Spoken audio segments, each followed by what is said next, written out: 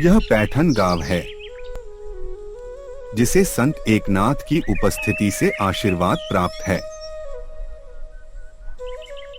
एकनाथ, जिनका जीवन ठाकुर जी की भक्ति और गांव वालों की सेवा में व्यतीत होता था।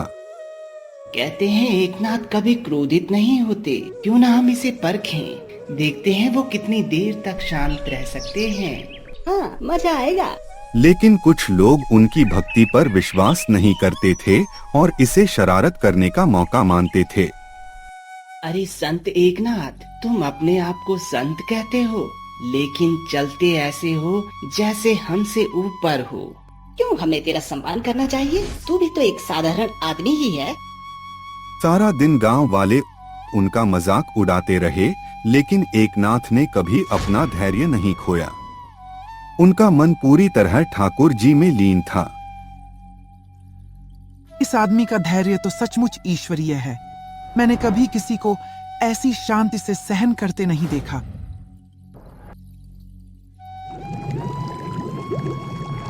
अब देखते हैं तो क्या करेगा संत। यदि मुझ पर गंदा पानी डालकर तुम्हें शांति मिलती है तो मुझे कोई शिकायत नहीं।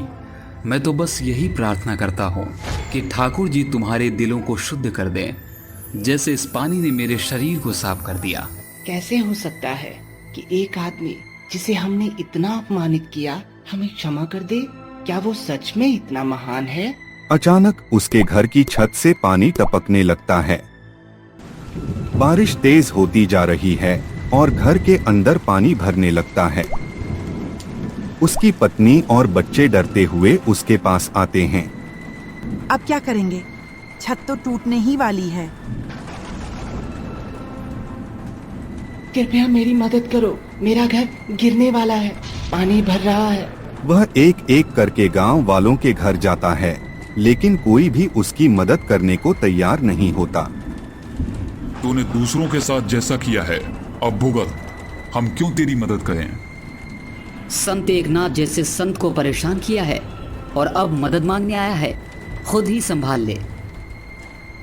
रघु घबराहट में इधर उधर दौड़ता है, पर हर दरवाजा उसके लिए बंद हो जाता है।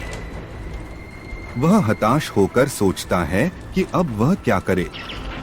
आखिरकार उसकी नजर संत एकनाथ के घर की तरफ जाती है, जिसे उसने सबसे ज्यादा परेशान किया था। अब वही उसकी आखिरी उम्मीद था। रघु संत एकनाथ के घर की तरफ भागता है, भले ही उसने ही एकनाथ का अपमान किया था। संत एकनाथ, कृपया मेरी मदद करें, मेरा घर पानी से भर गया है, मेरी छत गिरने वाली है। आओ, तुम्हें चिंता करने की जरूरत नहीं है, ठाकुर जी सब ठीक कर देंगे। चलो देखते हैं।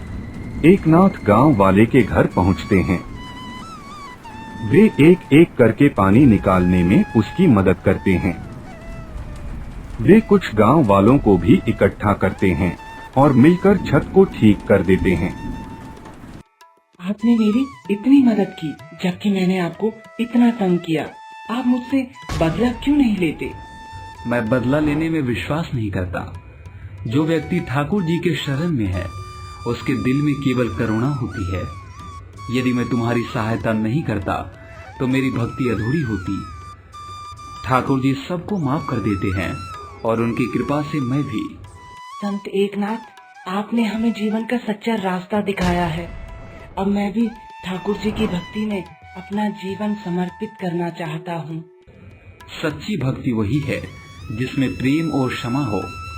ठाकुर जी सबका कल्याण करते हैं। अब तुम भी उनके शरण में आओ और अपना जीवन सही दिशा में ले जाओ। रघु और उसका परिवार अब एकनाथ के साथ मंदिर में नियमित रूप से पूजा करने लगते हैं। उनकी जिंदगी बदल जाती है। गांव वाले भी उनके बदलते व्यवहार को देखकर हैरान होते हैं। संत एकनाथ की कहानी हमें यह सिखाती है कि भक्ति का असली अर्थ दूसरों की मदद करना और उनके प्रति दया दिखाना है, चाहे उन्होंने आपके साथ कुछ भी किया हो। यही ठाकुर जी की सच्ची कृपा है। यह कहानी है मनोहर लाल की, जिसे लोग कंजूस भक्त कहते थे। वह भगवान शिव का बड़ा भक्त था, लेकिन उसकी कंजूसी उसकी भक्ति से भी बड़ी थी। भगवान के नाम पर वह कभी सूखी तुलसी के पत्ते से ज्यादा कुछ नहीं चढ़ाता था और जब भी कोई उससे मदद मांगने आता वह एक ही जवाब देता। मनोहर लाल जी, हम बहुत कठिनाई में हैं। गांव में बाढ़ आ गई है और मेरा घर टूट गया है।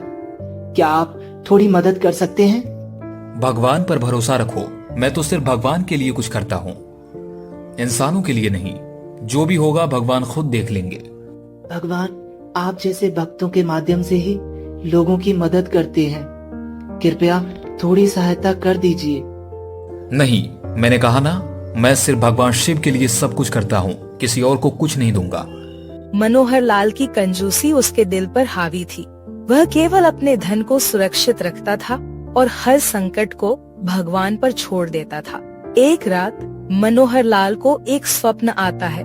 वह देखता है कि वह भगवान शिव के सामने खड़ा है, लेकिन भगवान शिव उससे नाराज है।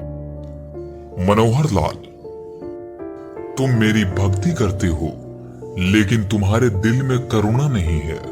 तुम्हारी कंजूसी तुम्हारी भक्ति को कमजोर कर रही है।